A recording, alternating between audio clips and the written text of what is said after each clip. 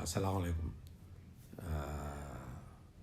آج کا جو موضوع ہے وہ جو حالات چل رہے ہیں غزہ میں اس کے حوالے سے ہے کہ عالم اسلام اس وقت غزہ کے مسئلے پر کیوں خاموش ہے۔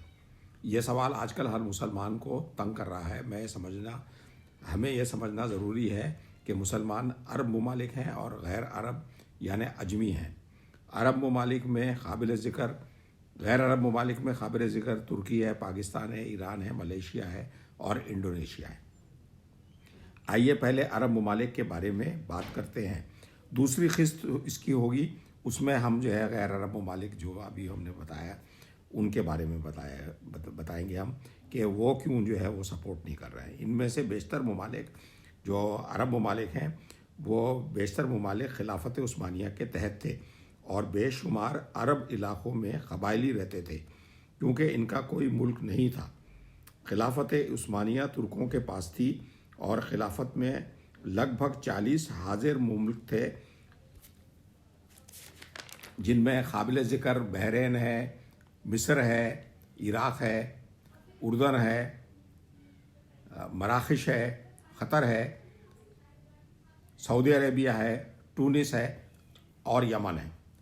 اچھا، اب ہم جو بات کر رہے ہیں کہ جو ہے وہ عرب ممالک جو ہے وہ کیوں خاموش ہیں، تو عرب ممالک میں صرف جو ہے وہ 3 ملک ہیں جو اسرائیل کو تسلیم نہیں کرتے ہیں، اور یہ جو ہے عراق، لبنان اور سیریا۔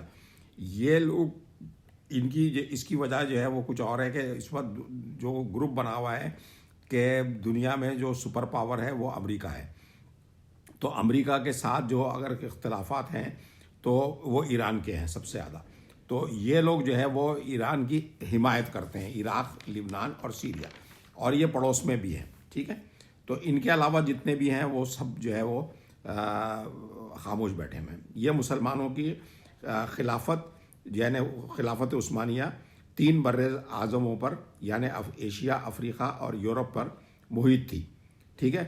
اس کی پوری لسٹ میں نے جو ہے دے دی ہے، تو اب اگر آپ جو ہے اس میں انٹرسٹڈ ہیں کہ یہ 40 کون سے ممالک تھے یہ ان کے خلافت کے تحت، تو وہ آپ دیکھ سکتے ہیں۔ تو خلافت عثمانیہ 600 سال سے زیادہ عرصے تک قائم رہی اور یہ دنیا کے نقشے پر مسلمانوں کی عظیم شان سلطنت تھی۔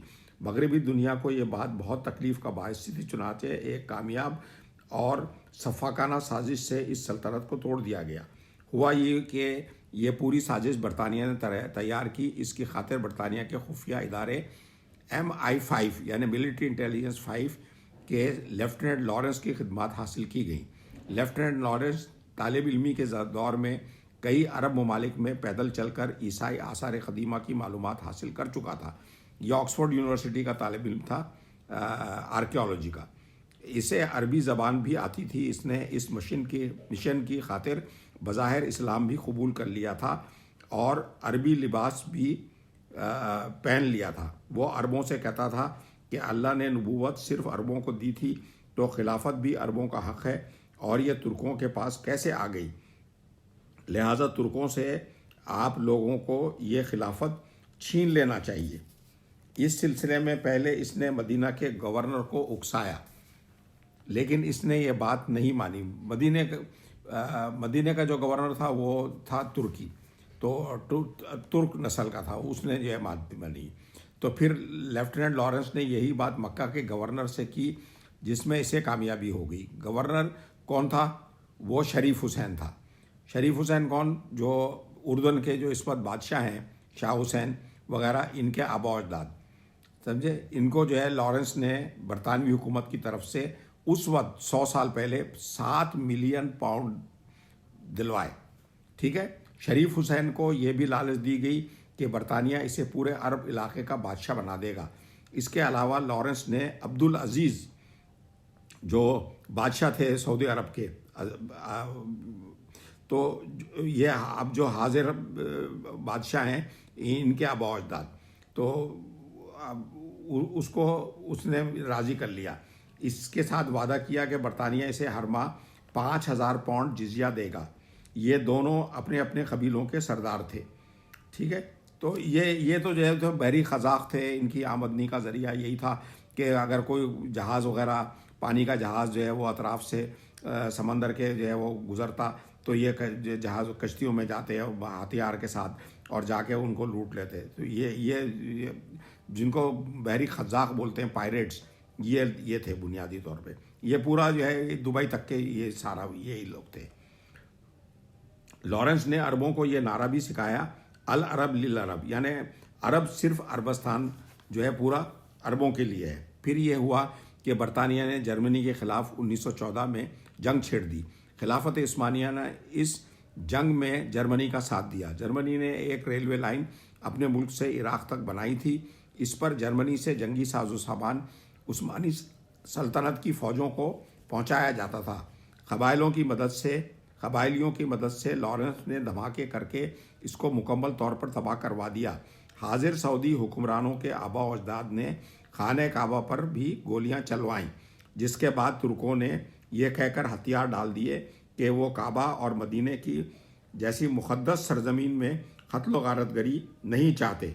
इस तरह 600 साल से ज़्यादा तवील खिलाफत उस्मानिया का इख्तिताम हुआ और ये सारे अरब कबाइल के सरदारों को इनाम की सूरत में बादशाह से अंग्रेज़ों ने इन्हें नवाजा। इस तरह से जो बादशाह बने इनमें काबिल ज़िक्र सऊदी अरब के बादशाह, उर्दन के बादशाह, बहरीन के, ओमान के, क़तर और यूएई के बादशाह हैं। ठीक है। और 1948 में बरतानिया ने इसराइल कायम किया। अब आप सबको ये बात समझ आ गई कि अरब बादशाहों और इसराइल दोनों को बनाने वाला मुल्क इंग्लिस्तान है। दोनों उसी के इशारे पर चलते हैं और चलेंगे।